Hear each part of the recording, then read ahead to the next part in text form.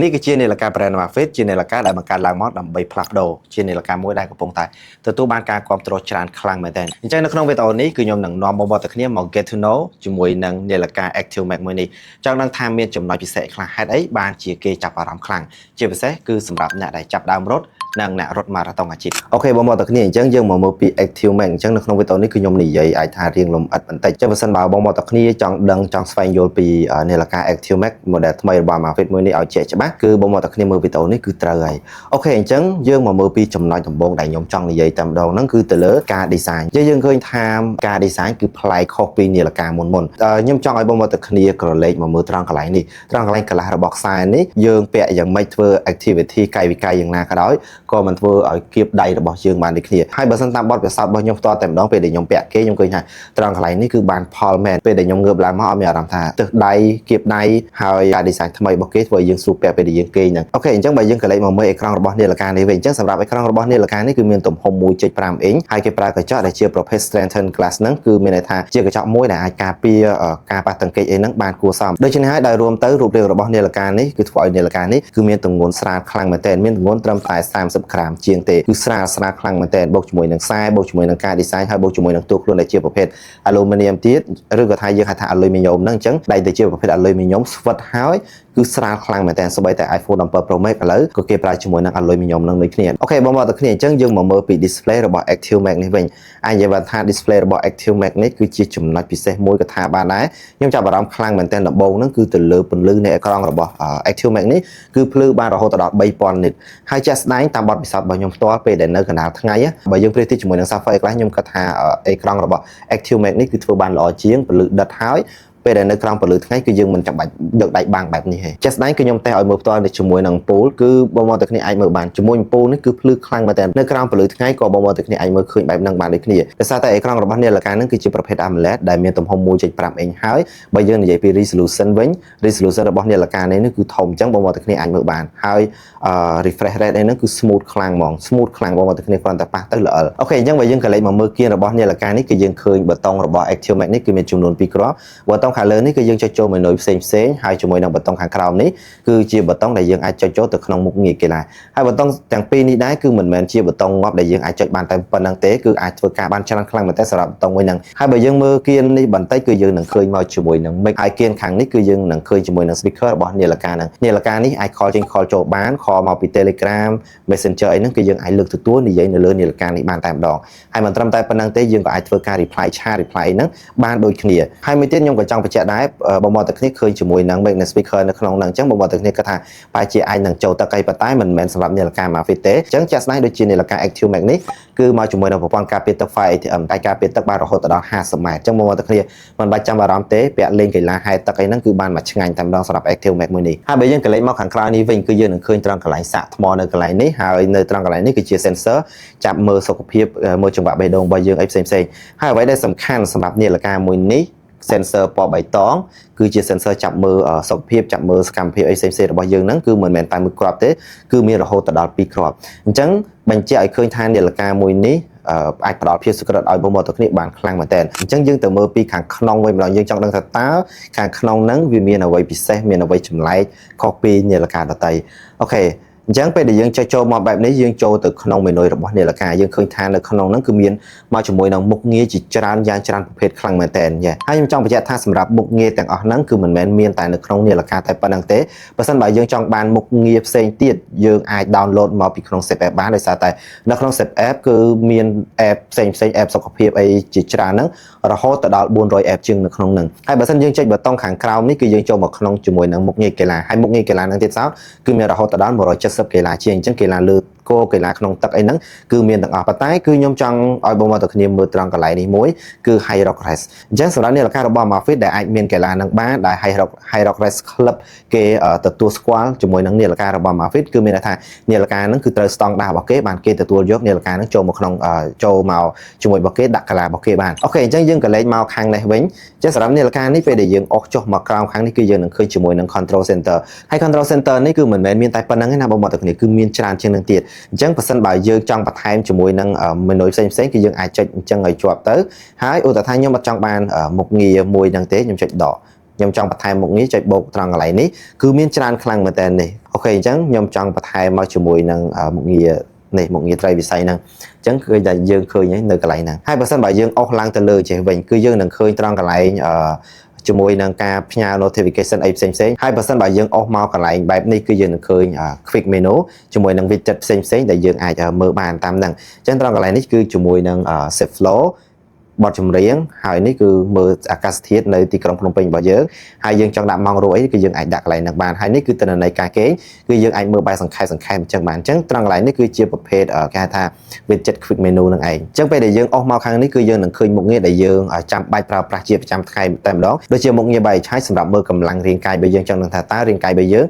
យើងអាចសាក់ថ្មរាងកាយរបស់យើងបានប្រមាណភាគរយហើយឥឡូវហ្នឹងថ្មនៃរាងកាយរបស់យើងប្រមាណភាគរយគឺបំមកទៅគ្នាអាចមើលបានហើយត្រង់កន្លែងនេះគឺមិនមែនជាតួលេខដាក់ឲ្យតែបានទេណាគឺសក្រិតខ្លាំងមែនតើខ្ញុំប្រើគឺខ្ញុំចូលចិត្តមុខងារមើលនឹងខ្លាំងជាងគេលោជាង readiness ឆ្ងាយហើយមានភាពសក្រិតខ្លាំងជាង readiness ទៀតអញ្ចឹងបងមកតែគ្នាដែលប្រើជាមួយនឹង Amazfit ពេលដែលបងមកតែគ្នាពាក់គេងពាក់សម្រាប់អីហ្នឹងត្រង់កន្លែងហ្នឹង BioCharge គឺនឹងឡើងហើយប្រៀបដូចជាការបញ្ចូលថ្មនៅក្នុងទូរស័ព្ទអញ្ចឹងគឺយើងអាចមើលភាគរយថ្មទូរស័ព្ទរបស់យើងបានពេលដែលយើងបញ្ចូលពេញ 100% យើងលេងច្រើ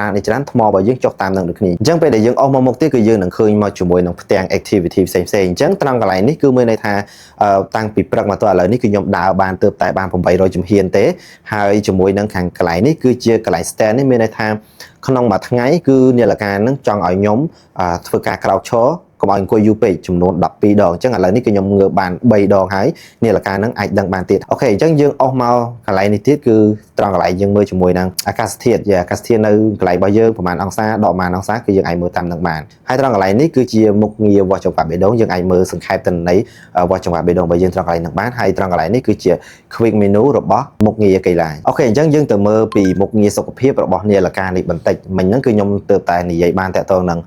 មុខងារការវាស់ចង្វាក់បេះដូងទេអញ្ចឹងបើសិនខ្ញុំនិយាយឲ្យលម្អិតតិចទៀតទៅគឺវាកាន់តែជ្រៅខ្លាំងមែនទែនអញ្ចឹងដូចយើងមុខងារវាស់ចង្វាក់បេះដូងនេះបងប្អូនទាំងគ្នាប្រហែលជាឆ្ងល់ថាអូនាឡិកាផ្សេងក៏មានជាមួយនឹងមុខងារនឹងដូចគ្នាប៉ុន្តែបងប្អូនទាំងគ្នាត្រូវសង្កេតមើលថាមុខងារវាស់ចង្វាក់បេះដូងនាឡិកាខ្លះតើតែយើងចុចទៅវាស់បានអាចវាស់ចង្វាក់បេះដូងរបស់យើងបានប៉ុន្តែសម្រាប់នាឡិការបស់ Amazfit ទោះបីជាបងប្អូនទាំងគ្នាមិនចុចចូលទៅវាស់មុខងារមួយហ្នឹងក៏នាឡិកាមួយហ្នឹងអាច track បេះដូងរបស់យើងបាន24ម៉ោងដែរអញ្ចឹងចាស់ស្ដែងគឺក្នុងរយៈពេល24ម៉ោងគឺគេនឹងធ្វើឲ្យការវាស់ឲ្យយើងម្ដងអញ្ចឹងដូចនេះគឺចាប់ពីម៉ោង12ព្រឹកចេះពាក់កណ្ដាលយករហូតមកដល់ប៉ុណ្ណេះគឺបេះដូងរបស់ខ្ញុំឡើងចុះអញ្ចឹងរហូតមិនមែនតតែយើងវាស់បានមានទេហើយសម្រាប់ការមើល detail ផ្សេងៗយើងអាចមើលនៅក្នុងនាឡិកានឹងក៏បានប៉ុន្តែនៅក្នុងនាឡិកាអាចថាគេបង្ហាញពី detail របស់យើងបានបន្តិចវារៀងអត់សូវពឹស្ដារទេបើសិនបើយើងចង់ពឹស្ដារហ្មងយើងចូលទៅមើលនៅក្នុង Save App ដែលនៅក្នុង Save App គឺបង្ហាញ graph បង្ហាញនាទីបង្ហាញអីត្រឹមត្រូវតែម្ដងហើយមានបញ្ហាអីគឺយើងអាចចូលទៅមើលនៅក្នុងនឹងបានដូចគ្នាហើយសម្រាប់មុខងារផ្សេងក៏ដូចគ្នាដែរដូចជាមុខងារ blood oxygen តែទៅនឹងការមើល oxygen នៅក្នុងឈាមហើយ activity នេះគឺខ្ញុំបាននិយាយមិញអញ្ចឹងគឺមានន័យថារាល់ activity របស់យើងអីផ្សេងគឺយើងអាចមើលនៅក្នុងនឹងបានតែមួយថ្ងៃយើងអាចងើបឈរប្រហែលដងយើងដើរបានប្រហែលជាហ៊ានអីហ្នឹងហើយមួយទៀតតទៅនឹងការ stress អញ្ចឹងតទៅនឹងការ stress របស់នាឡិកាមួយនេះគឺលយខ្លាំងមែនតើការ stress ហ្នឹងដូចគ្នាគឺ detect ឲ្យយើងបាន24ម៉ោងតែម្ដងមិនមែនតតែយើងចូលទៅវាស់បានយើងដឹងទេអញ្ចឹងយើងចង់ដឹងថាតើពេលណាដែលយើង stress ខ្លាំងពេលណាដែលយើងអត់ stress ទេគឺយើងអាចមើលនៅក្នុងនេះអញ្ចឹងដូចខ្ញុំនេះគឺខ្ញុំ relax ពេលដែលខ្ញុំគេងហ្នឹងគឺ relax អត់ stress ខ្លាំងទេហើយពេលប្រហែលជាម៉ោងមកទល់ព្រឹកមិញហ្នឹងគឺខ្ញុំរៀងអូខេ10នាទីហើយរៀងអាចថាពេលដែលរៀង stress ខ្លាំងនេះបន្តិចពេលដែលខ្ញុំចាប់ផ្ដើមធ្វើវីដេអូហ្នឹងគឺវា detect ខ្លាំងមែនតើហើយកន្លែងហ្នឹងដូចគ្នាគឺបង្ហាញ graph ឲ្យហ្មងនៅក្នុងមួយអាទិត្យហ្នឹងចង់ដឹងថាតើថ្ងៃណាដែលខ្លួនឯង stress ខ្លាំងជាងគេអាចមើលបានគ្នាដោយសារតែការ stress ធម្មតាពេលដែលយើង stress ទៅសុខភាពរបស់យើងក៏ចុះខ្សោយហើយយើងមិនអាចធ្វើអ្វីបានផ្សេងបានច្រើនទេឥឡូវយើងមកមើលពីមុខងារនៃការគេងវិញតើតើនៅមុខងារនៃការគេងរបស់ Amazfit នេះបើមកតែគ្នាអាចចុចមើលគឺឃើញច្បាស់តែម្ដងលក្ខណៈថាពេលណាដែលយើងគេងលក់ខ្លាំងពេលណាដែលយើងបើកភ្នែកពេលណាដែលយើងរៀងមកមើលអីហ្នឹងនាឡិកានេះអាច detect បានដឹងទាំងអស់ហើយនេះគឺជាម៉ោងដែលខ្ញុំបានគេងអញ្ចឹងគឺខ្ញុំបានគេងរយៈពេល7ម៉ោងជាងយើងអាចមើល detail យើងចង់ដឹងថាអូខេពេលដែលខ្ញុំមកមើលហ្នឹងពេលដែលខ្ញុំដេកលក់ធម្មតាហ្នឹងរយៈពេលប្រហែលម៉ោងហើយពេលដែលខ្ញុំគេងលក់ខ្លាំងហ្នឹងបានប្រហែលម៉ោងអញ្ចឹងការគេងលក់ខ្លាំងរបស់ខ្ញុំហ្មងហ្នឹងគឺបានសរុបទៅគឺបាន1ម៉ោងជាងឯងអញ្ចឹងការគេងលក់យើងស្កប់អាចថា1ម៉ោងជាងក៏រៀងអូខេដែរអញ្ចឹងណាហើយនេះពេលដែលយើង live stream មានថាដូចភ្នែកយើងមមីមើលអីហ្នឹងអញ្ចឹង nhom kênh là cái nào thay dương hiện mà mi mà mơ dương này nô dương cất ấy tràn nó là nắng có dạp bị bay màu như ai thay vì hiện trời hai nhom kênh nhom bàn ngược mà đòn thế hai bên sân bảo bông màu từ khi trong đăng tha viên sự cất khang pan ná pe đại bẹt cả đại dốt bông màu từ khi sang ngược nên là cái này trong cái này nó cứ viên đang địch thay coi màu thay dương nhẹ và màn đòn dương nhẹ để dạp pe màn tí đăng tặng hai mông nghe số cái ba mà phết đó ní cứ nhom nỉ giấy pi chùm lại cô kháng đại chia mục nghĩa đại kê bên này dùng nha kê bên này dùng nên là cái na comment này hãy nhom dựa mà giấy ní cứ nhom trong bài tha nên là cái mà phết mình che tại miền đôi kê tế nên là cái mà phết miền mục nghĩa mới nắng ai thưa mục nghĩa mới nắng bàn lọ chọc tại đòn chắc bản thân ní cứ chia chùm lại kháng rồi mà phết hay tôi là mục nghĩa số cái này bao giờ này cứ miền tràn kháng mà tên bao giờ này ai mơ được không bàn hai đôi để nhom phải chạm đi kháng đam trắng bao giờ này chọn download app ấy mục nghĩa số cái xem do ai download vô một pra nó không nên là cái năng bán tràn tiền cho mỗi năng save app đại miền buôn rồi app nó không năng chiang hai mình chậm lại tế đại nên là cái mùi ní nên là cái mà fit just đánh active này ai phơi cái bên đại số cái bán tràn cứ để xa tại pra cho mỗi năng sensor hai sensor này cứ chia sensor chùm nón trong cái bio trigger PPG pram và chùm nón ti pram đại chia chùm nón thay hai mùi tiết cứ pra cho mỗi năng sensor rồi từ đó pi crop nó không năng hai sensor pi crop nó không ní cứ ai phơi cái bán tràn khăng mà tên cứ ai phơi cái pin đất cho mỗi năng sensor ba rồi từ đó pram mùi giang nó không năng tiết bao giờ này ai mơ tao này bạn mà thay tại tôi năng cao võ sọc phê cao võ chùm hiên cao võ chùm bạc bể đôn rồi cả thay cho mỗi năng một nghìn này cả đã play mùi chùm nón sau đó này là cái này ai này giờ bạn thay cứ phơi là ở shock khăng mà tên bao giờ này pra cho mỗi năng này là cái mà fit đăng tay mình bạch bảo từ lượt phía secret ok chắc vào bây giờ này pi một nghìn sọc phê háo nhầm trong ở bao giờ này mà squat pi một nghìn muối cứ chia một nghìn set flow bao giờ này ai thay squat cho mỗi năng chat GPT squat cho mỗi năng Gemini squat cho mỗi năng Siri rồi Apple rồi cả thay Google Assistant rồi Google ấy chỉ đạo chẳng một nghìn tầng ở nắng cứ bây giờ chọn đăng ở vậy mỗi khi dân ai phơi cá súa làm bấy ao từ rồi chùm lại mà ao dân bàn nhưng nào mấy sản phẩm một nghìn set flow này có đôi khi nào ở vậy để can thiệp sẽ một nghìn mới cứ pra bot hai tại đôi khi chúng mình đang chat GPT cứ cái connect khi chúng mình đang OpenAI chẳng bao nhiêu là cái robot mà fit bây giờ bao mô tại khi chọn đăng mình tha ở bài nhà ha khẳng cái chọn đăng tại toàn đang ở vậy để bao mô tại khi ngọt cứ bao mô tại khi ai xui chúng mình đang set flow nó bạn chứ trong cái này ní cứ visual mà dạng đấy bây giờ dân chọn đăng ở vậy mua dương ai thay dương cho dương share rồi chat dương còn tại price chúng mình đang một nghìn mình đang dương xua tới cứ một nghìn mình nó cứ đang từ rồi ở dương phim I want to know about my calorie yeah ok chẳng bao giờ này khơi nhở bờ sân nhom trong đăng ấy cứ nhom 700 từ check cái bàn tay còn tại nhom cho châu mà xua chúng mình là một nghìn mình nó cứ mau bằng hai ở nhom ban phim tại đòn đòi xa tại pra chúng mình main speaker nó không nắng ca với ca robot flow nó cứ là tại smooth can tại lò hay tại tôi là speaker này đấy cứ nhom trong chọp từ rương mùi tiết cứ chúng mình năng bot chấm riêng đòi xa tại ca chọp chúng mình năng bot chấm riêng robot này là ca này đấy bao giờ này ai upload chúng mình năng bot chấm riêng ba rồi đòn mà rồi màu chiềng trong snap nó lên này là ca năng có bán connect chúng mình ca là bởi snap năng có bán mình men ban tâm tại start lên như làการnăng tại phần năng tế สำหรับบองในกอดtrong control ជាមួយនឹង Spotify ជាមួយនឹង Apple Music អីផ្សេងគឺបងមកតែគ្នាអាចធ្វើការ connect ជាមួយនឹងនាឡិកានឹងបានដូចគ្នានេះគឺបងមកតែគ្នាចូលមកក្នុង menu គឺនឹងឃើញមុខងារ audio control នេះអញ្ចឹងពេលដែលបងមកតែគ្នាស្ដាប់បទចម្រៀងជាមួយនឹង Spotify Apple Music អីហ្នឹងបងមកតែគ្នាចង់ចុចទៅមុខចុចបើកបិទដូរបទចម្រៀងតឡាងសលេងអីមកជាគឺបងមកតែគ្នាអាច control បានយ៉ាងលយតែម្ដងអញ្ចឹងឥឡូវយើងមកមើលពីមុខងារកីឡារបស់នាឡិកានេះវិញអញ្ចឹងមុខងារកីឡារបស់នាឡិកានេះគឺមានរហូតដល់170ប្រភេទជាងនៅក្នុងនឹងហើយអ្វីដែលសំខាន់កីឡាដែលគេ focus មកលើនាឡិកានេះតែម្ដងហ្នឹងគឺកីឡាដែលជាប្រភេទ outdoor ខ្ញុំចង់ឲ្យបងប្អូនគ្នាមកមើលពី interface របស់មុខងារកីឡានៅក្នុងនាឡិកា Active Max ហ្នឹងអញ្ចឹងខ្ញុំឧទាហរណ៍ទៅលើមុខងារមួយ outdoor running គឺពេលដែលយើងធ្វើការរត់នៅខាងក្រៅអីផ្សេងអូខេអញ្ចឹងពេលដែលយើងចូលមកក្នុងមុខងារកីឡាយើងអស់មកក្រោមនេះគឺយើងនឹងឃើញជាមួយនឹង assistant ជាមួយនឹង training ហើយ navigation អញ្ចឹងពេលដែលខ្ញុំកំណត់អីផ្សេងរួចហើយគឺខ្ញុំចុចមកត្រង់កន្លែង goal នេះមកចឹងការចាប់ផ្ដើមហាត់ប្រាណរបស់ខ្ញុំគឺនឹងចាប់ផ្ដើមតែម្ដងអញ្ចឹងត្រង់កន្លែងនេះគឺយើងនឹងឃើញពី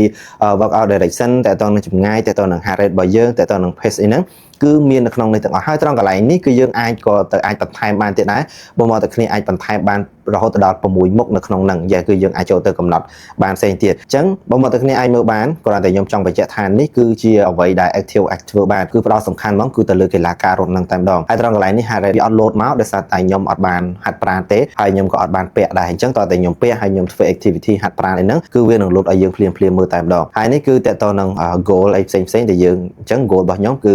ខ្ញុំកំណត់2ម៉ែត្រអញ្ចឹងគ្រប់2ម៉ែត្រគឺនាឡិកាហ្នឹងគឺនឹង load alert មកឲ្យខ្ញុំតែម្ដងហើយនេះគឺខាងក្រោមនេះគឺជាមួយនឹងទីតាំង Google Map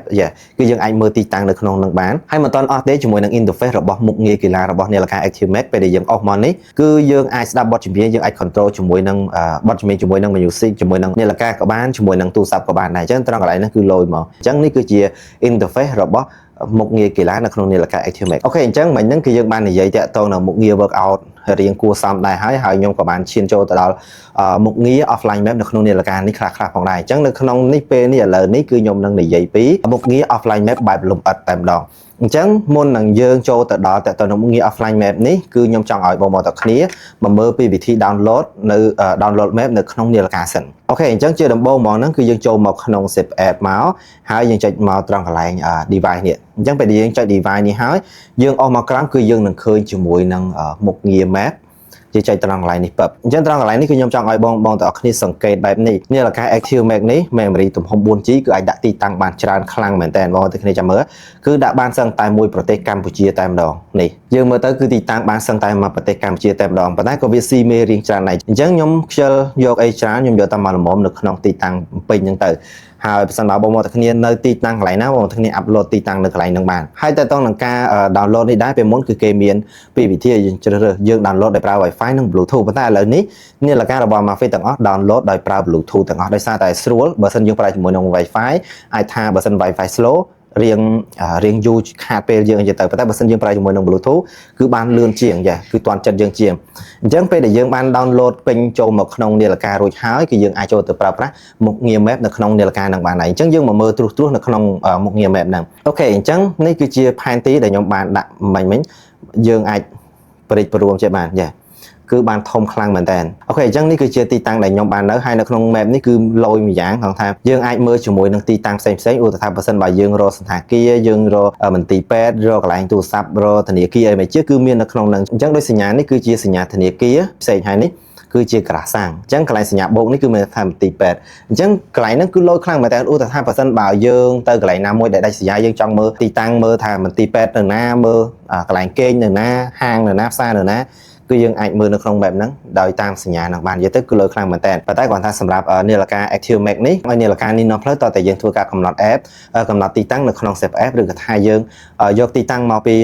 Strava Komoot អីផ្សេងៗបានច្រើនខ្លាំងមែនតើដោយសារតែនាឡិកានេះគាត់ support ជាមួយនឹង third party app ហ្នឹងច្រើនខ្លាំងដែរអញ្ចឹងសម្រាប់ third party app ដែល Amazfit connect ជាមួយនឹងគឺមានច្រើនខ្លាំងមែនតើសម្រាប់ Trend Peak នេះគឺទៅតែមានថ្មីទេសម្រាប់ version ចុងក្រោយអញ្ចឹងសម្រាប់ Health នេះគឺមានន័យថាធ្វើការ connect គ្នាជាមួយនឹង app Health នៅក្នុងទូរស័ព្ទរបស់យើងទូរស័ព្ទ iPhone ហ្នឹងហើយជាមួយនឹង Strava app Relay នេះក៏មានដែរជាមួយនឹង Adidas Running Komoot ហើយជាមួយនឹង